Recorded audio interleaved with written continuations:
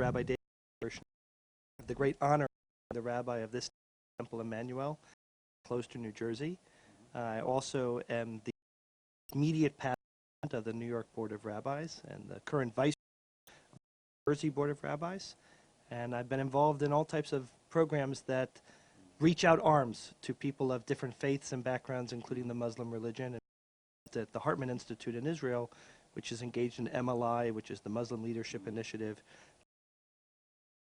two faiths and our two backgrounds.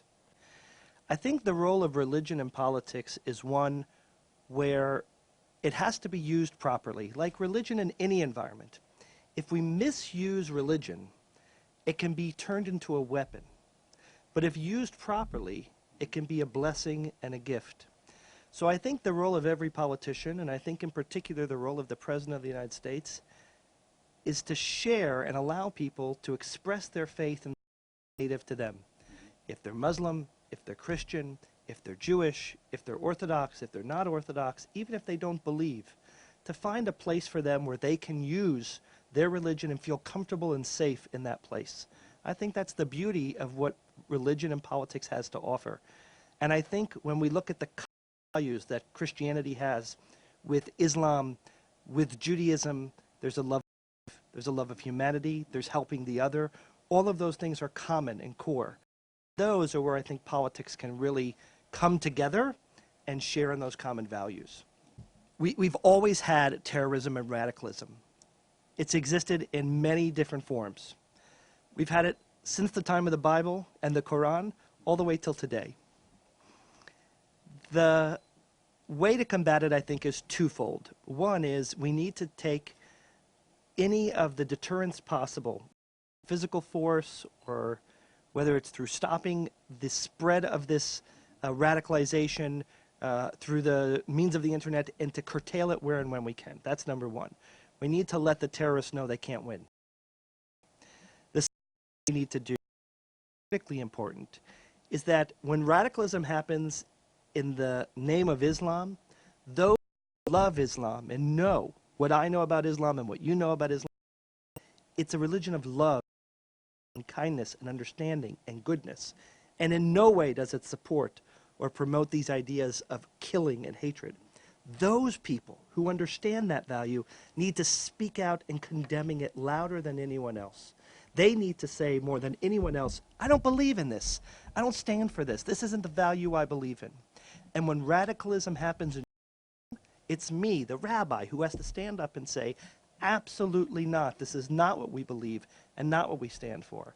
And when radicals Christianity, we had this a few years ago, where radicals were shooting doctors who performed abortions. They were killing in order to stop killing.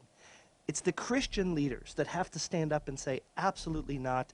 This is not what we stand for. This is not our values.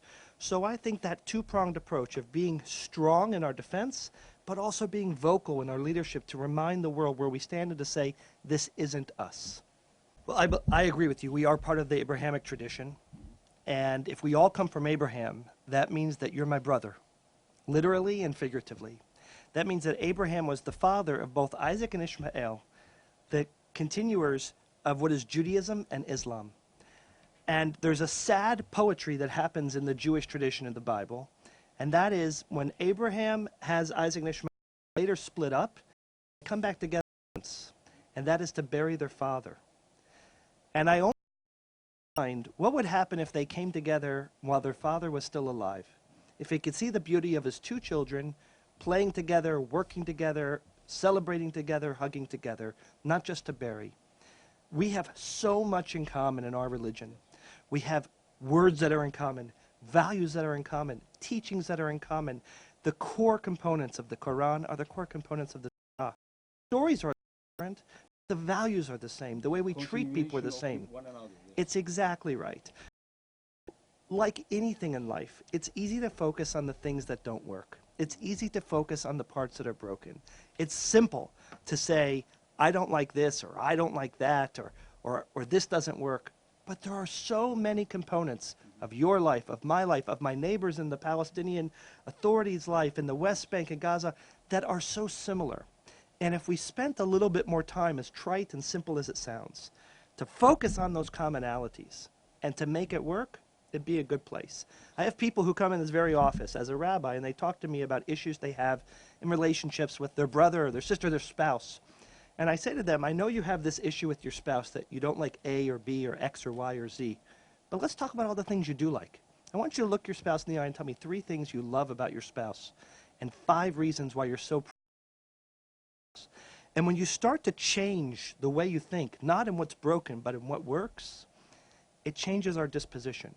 So I think there is a lot of commonality. I think it's important for us to focus on those common pieces. There are still obstacles to get around, but nothing has a sense of perfection to it. And I'm sorry to be so long-winded in this answer, but in Judaism, the religion in which I practice, there is no absolute experience. So during the Passover Seder, which is a festive meal, we pour wine out for our cup, so our heart should bleed, and we should not have a full cup to remember the pain that the Egyptians had gone through with the plagues. When we have a Jewish wedding, the happiest moment in our lives, as a Jewish wedding, we break a glass to remember the destruction of the temple in Jerusalem.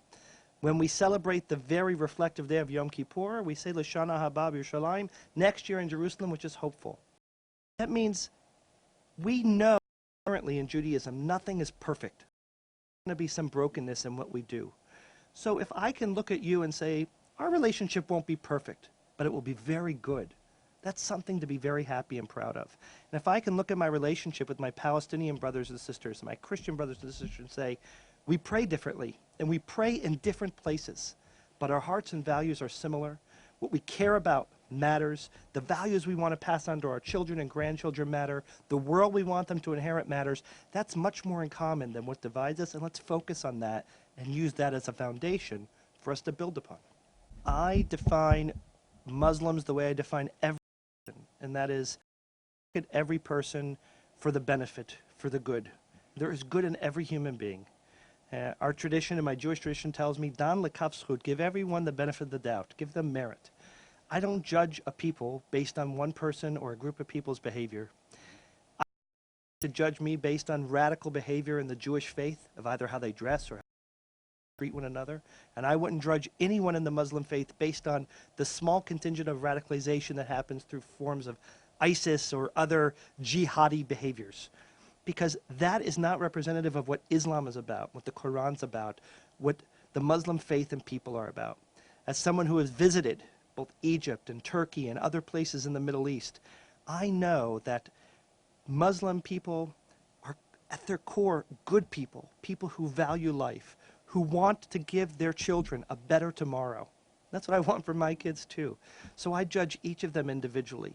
Now, sometimes I interact with my common Jew, and sometimes there's a good person in front of me and a not good person in front of me. And sometimes in the other world, in other faiths, that happens as well. But I always see, when I look at Muslim as a whole, the world of Islam as a whole, I see a religion that is based on the same foundations as Judaism and Christianity, that are indeed Abrahamic at its core, whose values are the same as our values. And yes, there are turbulence, ripples, challenges that happen sometimes in your faith and in my faith and the Christian faith. But it's up to us, faith leaders, people who have the ear of those doing the sacred work that you're doing, to get the word out and say what we believe in. This is what we stand for. And love is more powerful. And we share love, and that is our core teaching. But more people do what you're doing and what your television station's doing and what this good doctor is doing in these books. That is what's sharing with everyone what the potential is. I think the notion of hope, which is what that is about, the messianic component, is core to who we are. And we saw in the United States in a fascinating way that so many people latch on to the notion of hope. And I think that's core to your religion, I think to my religion. It's no accident that the theme, that the anthem of the State of Israel is called The Hope. Because for so many years it was our hope, and even today it's still part of our hope. So I think hope in coming to help us and redeem us shows our responsibility to bring that idea of the Messiah and our in a hope of a better tomorrow. If we didn't believe in hope, we wouldn't try to be better people. We wouldn't care the word. And that's what matters most.